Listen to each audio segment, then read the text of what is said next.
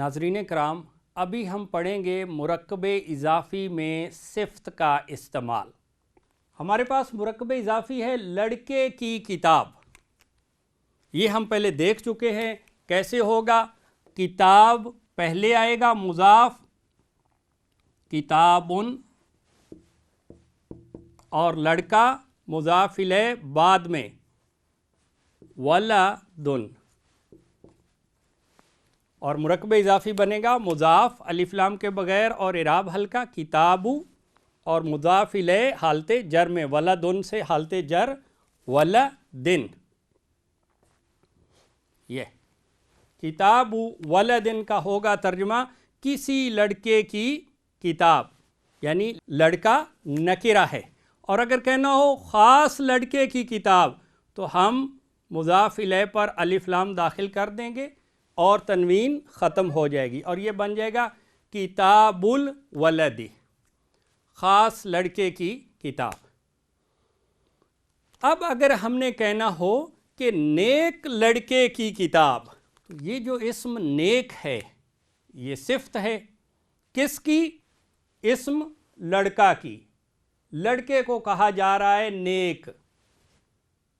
تو جب ہم عربی میں آئیں گے، کتاب الولدی ہمارے پاس مرکب اضافی ہے، اب ہم نے اس میں استعمال کرنی ہے صفت، تو اس کا قاعدہ کیا ہے؟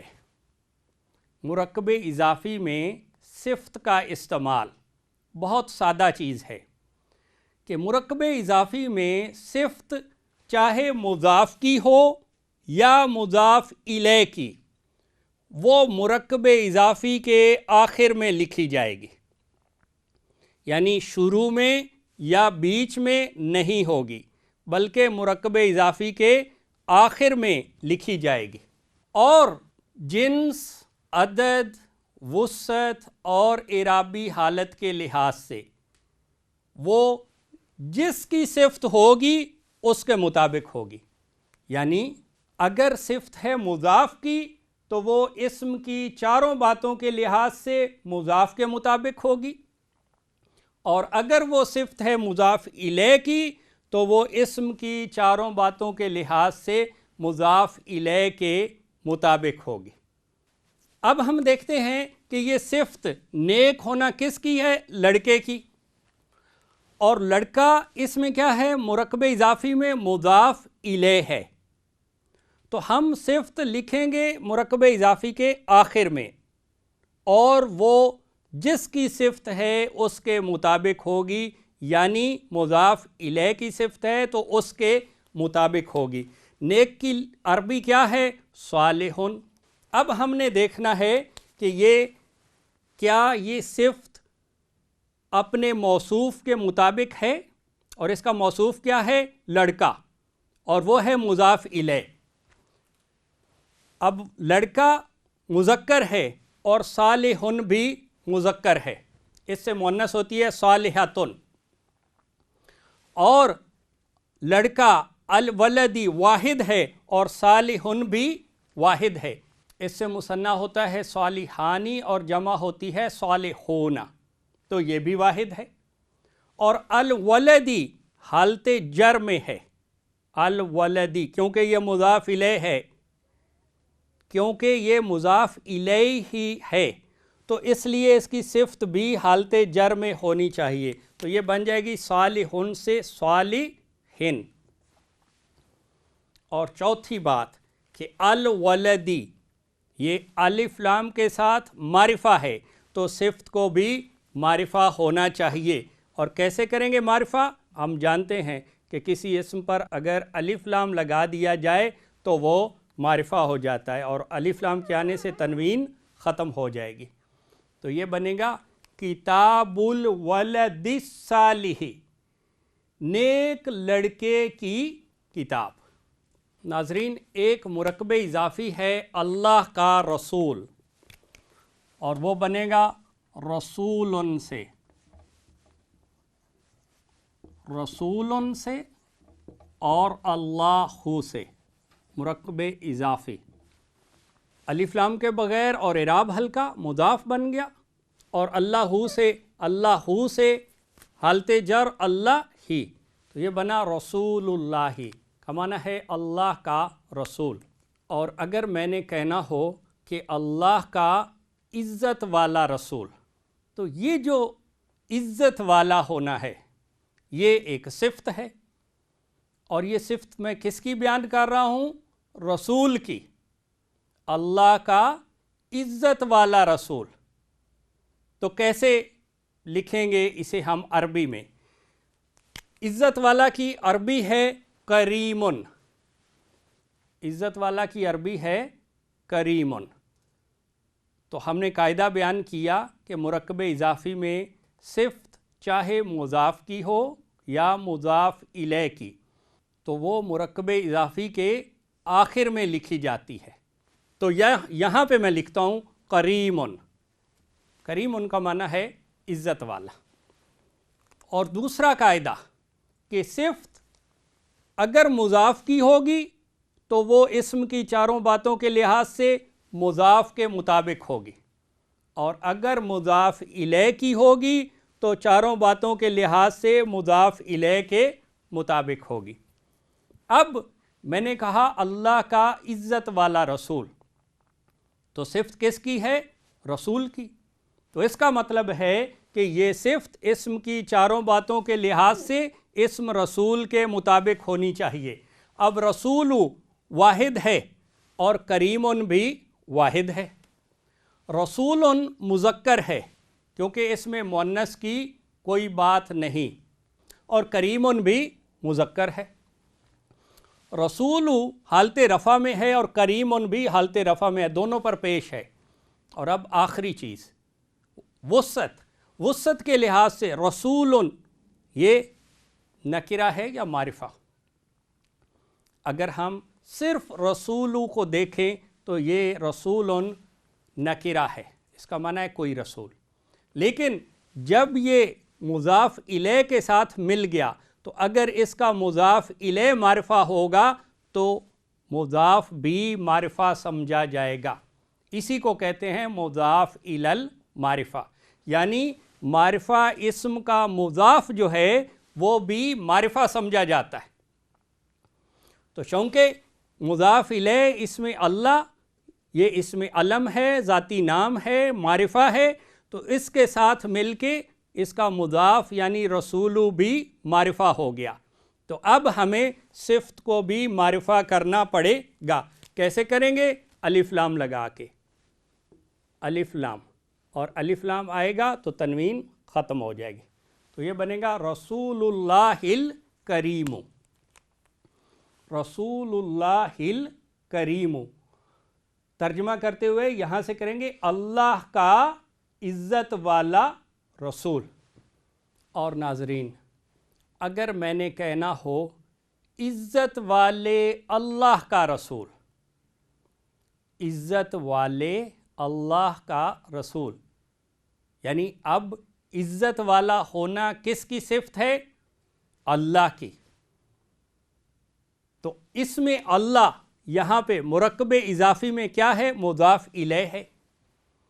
تو اب صفت جو ہے کریمن وہ لکھی تو جائے گی پورے مرکب اضافی کے آخر میں، لیکن وہ کس کے مطابق ہوگی؟ مضاف الیہ کے مطابق. کیوں؟ کیونکہ وہ مضاف الیہ کی صفت ہے، عزت والے اللہ کا رسول.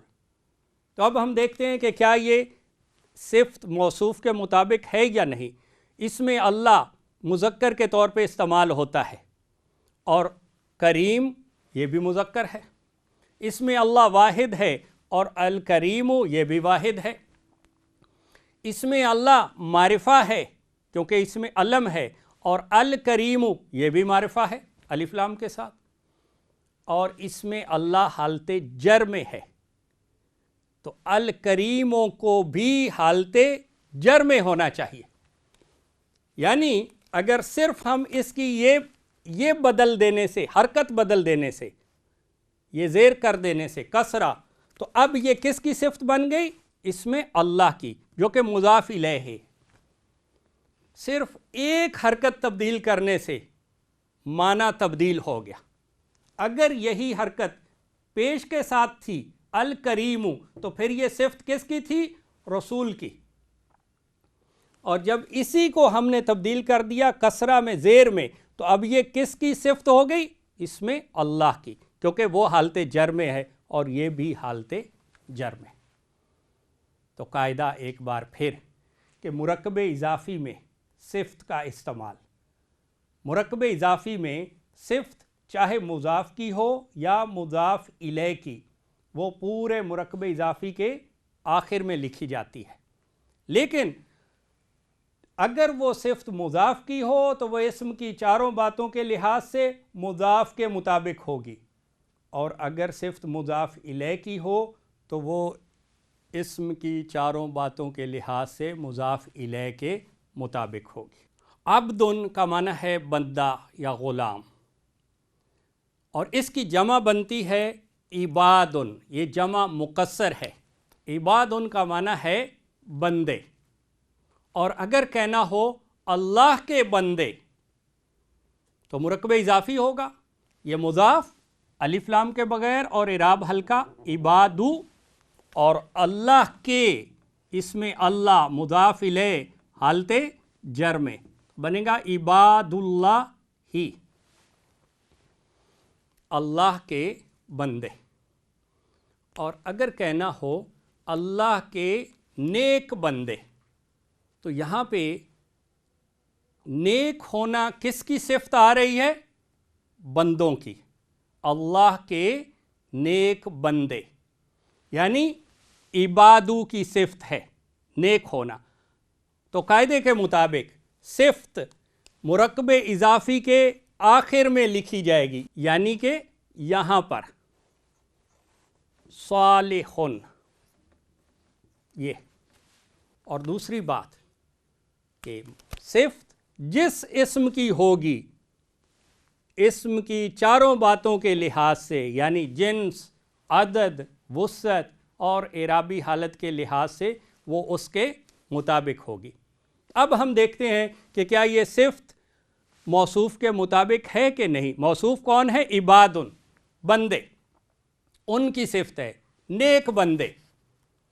اب عبادن جو ہے یہ عبدن سے ہے اور یہ مذکر ہوتا ہے، اس میں مؤنث کی کوئی بات نہیں، اور صالحن بھی مذکر ہے۔ عبادن جمع ہے، عبدن سے جمع مکسر جو بغیر قاعدے کے جمع ہوتی ہے، اور صالحن یہ واحد ہے، تو اس کے برابر کرنے کے لیے ہمیں اسے بھی جمع کرنا پڑے گا، اور صالحن مذکر ہے اور اس میں صفت ہے، اور اس میں صفت میں مذکر کی جمع بنانے کا قاعدہ ہمیں معلوم ہے۔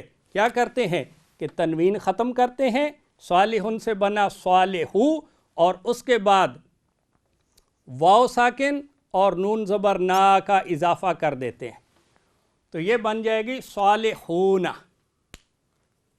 بہت سے نیک لوگ، جیسے مسلمن سے مسلمون اور کافرن سے کافرون، اور صادقن سچا اس سے صادقون، اور کاذبن جھوٹا اس سے کاذبون، مومنن سے مومنون اور منافقن سے منافقون، تو یہ صالحون۔ اب صفت اس کے مطابق ہوگی، عبادن یہ بھی جمع ہے اور صالحون بھی جمع ہے۔ اب عبادن پیش کے ساتھ یہ حالت رفع میں ہے، اور صالحون یہ بھی حالت رفع میں ہے، کیونکہ مثنی یا جمع میں اعرابی حالت دیکھنے کا طریقہ کیا ہے کہ جب بھی کسی اسم کو واحد سے مثنی یا جمع بنایا جائے گا تو جو اس کی پہلی شکل ہوگی اسے ہم حالت رفع مانیں گے۔ مثنی میں پہلی شکل کیا ہوتی ہے؟ آنی والی، جیسے مسلمن سے مسلمانی، وہ حالت رفع ہوتی ہے آنی والی الف کے ساتھ۔ اور جو اونا والی شکل ہے مسلمن سے مسلمون واو کے ساتھ، وہ پہلی شکل ہے تو وہ بھی حالت رفع ہوتی ہے، تو صالحون بھی حالت رفع میں ہے۔ اور چوتھی اور آخری بات، عبادن وسعت کے لحاظ سے ویسے دیکھیں تو نکرہ ہے، لیکن جب یہ مضاف بنا اور اس کا مضاف الیہ معرفہ ہوا اللہ ہی تو یہ بھی معرفہ سمجھا جائے گا، اور اگر یہ معرفہ ہے تو پھر ہمیں اس کی صفت کو بھی معرفہ کرنا پڑے گا۔ کیسے؟ الف لام کے ساتھ۔ ترجمہ کریں گے تو ہوگا اللہ کے نیک بندے، اللہ کے نیک بندے۔